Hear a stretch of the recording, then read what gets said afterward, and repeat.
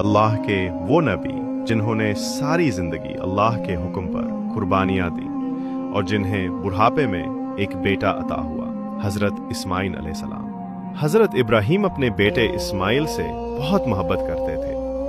وہ ان کا سہارا، ان کی دعاؤں کا پھل تھا، ماں باپ کی آنکھوں کا نور۔ پھر ایک رات حضرت ابراہیم نے خواب میں دیکھا کہ وہ اپنے بیٹے کو اللہ کی راہ میں قربان کر رہے ہیں۔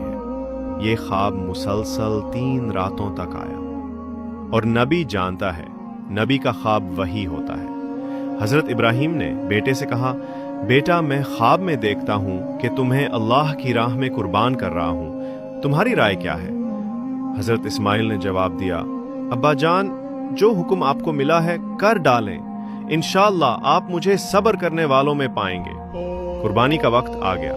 حضرت ابراہیم نے بیٹے کی آنکھوں پر پٹی باندھی۔ دل لرز رہا تھا مگر ایمان مضبوط تھا، اور جب چھری چلائی، اللہ نے حضرت اسماعیل کی جگہ ایک دمبا بھیج دیا اور فرمایا، اے ابراہیم، تو نے خواب سچ کر دکھایا، ہم نیک لوگوں کو ایسا ہی بدلہ دیتے ہیں۔ اسی دن سے قیامت تک اللہ کے بندے قربانی کرتے رہیں گے، اس واقعے کی یاد میں اور اس ایمان کے بدلے جو ابراہیم اور اسماعیل نے دکھایا۔